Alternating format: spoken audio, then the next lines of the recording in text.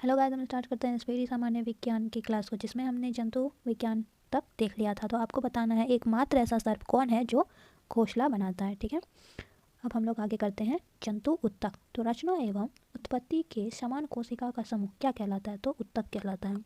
उत्तक का अध्ययन क्या कहलाता है? उत्तक का अध्ययन जो है हिस्टोलॉजी कहलाता है।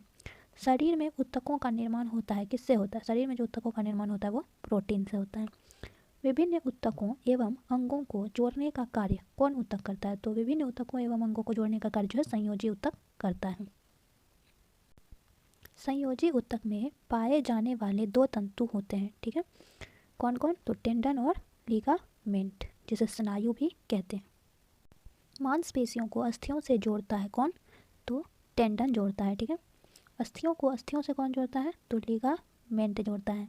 चेतना उत्तक कहलाता है। चेतना उत्तक कहलाता है कौन? तंत्रिका उत्तक। तंत्रिका उत्तक की कोशिकाओं को कहा जाता है, क्या कहा जाता है? तो तंत्रिका कोशिका या न्यूरॉन कहा जाता है। दो न्यूरॉन के बीच की जगह को साइनेप्स कहते हैं। दो न्यूरॉन के बीच की जगह को जो है साइनेप्स कहते हैं। संवेदना को शरीर के एक भाग से दूसरे भाग में भेजने का कार्य करती है। कौन सी कोशिका करती है? तो तंत्रिका कोशिका करती है।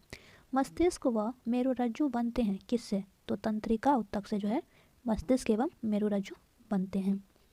नेक्स्ट है हमारा, शरीर में मांसपेशियों की कुल संख्या कितनी होती है? तो शरीर में मांसपेशियों की कुल संख्या 639 होती है। मानव शरीर की सबसे बड़ी मांसपेशी को क्या कहते हैं? तो ग्लूटियस मैक्सिमस कहते हैं। ठीक है, मानव शरीर की सबसे छोटी मांसपेशी को क्या कहते हैं? तो स्टेपिडियस कहते हैं सबसे छोटी मांसपेशियों को। नेक्स्ट है हमारा मानव रक्त।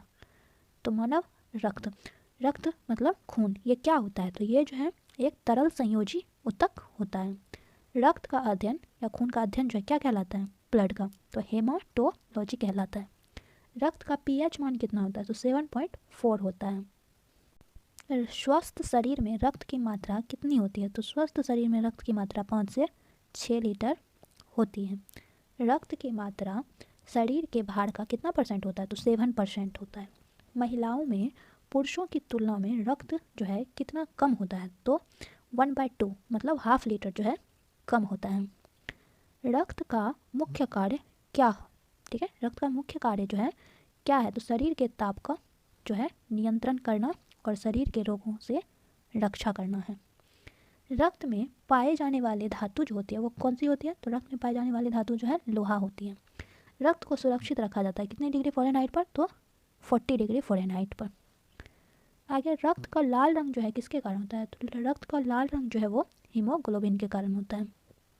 हीमोग्लोबिन है प्रोटीन का एक यौगिक। हीमोग्लोबिन है प्रोटीन का एक यौगिक। हीमोग्लोबिन में मौजूद लौह यौगिक है। हीमोग्लोबिन में मौजूद एक लौह यौगिक है हीमेटीन। हीमोग्लोबिन में पाई जाने वाली तत्व कौन है? लोहा है। हीमोग्लोबिन का कार्य है ऑक्सीजन का परिवहन। नेक्स्ट है हमारा रक्त प्लाज्मा। तो रुधिर का तरल भाग होता है प्लाज्मा। पदार्थ की चतुर्थ अवस्था होती है प्लाज्मा। ठीक है, रक्त प्लाज्मा होता है कैसा? तो रंगहीन होता है। ठीक है, आगे हमारा रक्त का कितना प्रतिशत भाग जो है प्लाज्मा होता है? तो रक्त का 55% 55% भाग जो है प्लाज्मा होता है। प्लाज्मा में जल का प्रतिशत कितना होता है? तो 90% होता है, 90%। पचे हुए भोजन का संवहन करता है कौन करता है? तो प्लाज्मा करता है। फाइब्रिनोजन एल्ब्यूमिन है, प्लाज्मा प्रोटीन है। ठीक है, रक्त को थक्का बनाने में सहायक अनिवार्य प्रोटीन होता है कौन होता है? तो फाइब्रिनोजन होता है। प्लाज्मा में से फाइब्रिनोजन जो नामक प्रोटीन निकाल देने पर शेष प्लाज्मा जो है क्या कहलाता है? तो सेरम कहलाता है। सेरम कहलाता है। एंटीबॉडी है, एंटीबॉडी है एक प्रकार का प्रोटीन। एंटीबॉडी पाया जाता है रक्त प्लाज्मा में। ठीक है, शरीर के अंदर रक्त को जमने से रोकता है कौन रोकता है? तो हिपेरिन नामक प्रोटीन जो है शरीर के अंदर रक्त को जमने से रोकता है। नेक्स्ट है हमारा रक्त कणिकाएं। तो रक्त को जो है 3 भागों में बांटा जाता है। ठीक है, एक होता है लाल रक्त कणिकाएं आरबीसी, एक होता है श्वेत रक्त कणिकाएं डब्ल्यूबीसी, और तीसरा होता है रक्त बिंबाणु जिसे ब्लड प्लेटलेट्स कहते हैं। लाल रक्त कण का निर्माण जो है कहाँ होता है? तो अस्थि मज्जा में होता है। लाल रक्त कण का जो जीवन काल होता है 20 से 120 दिन तक होता है। ठीक है, श्वेत रक्त कण का निर्माण होता है कहाँ होता है? अस्थि मज्जा, लिम्फ नोड, यकृत, प्लीहा में श्वेत रक्त कण का निर्माण होता है। अस्थि मज्जा, लिम्फ नोड, यकृत और प्लीहा में। श्वेत रक्त कण का जो जीवन काल है वो 2 से 4 दिन का होता है। श्वेत रक्त कण को जो है क्या कहा जाता है, तो ल्यूकोसाइट कहा जाता है। लाल रक्त कण को क्या कहा जाता है, तो इरिथ्रोसाइट कहा जाता है। सबसे बड़ा श्वेत रक्त कण है कौन, तो मोनोसाइट जो है सबसे बड़ा श्वेत रक्त कण है। ठीक है।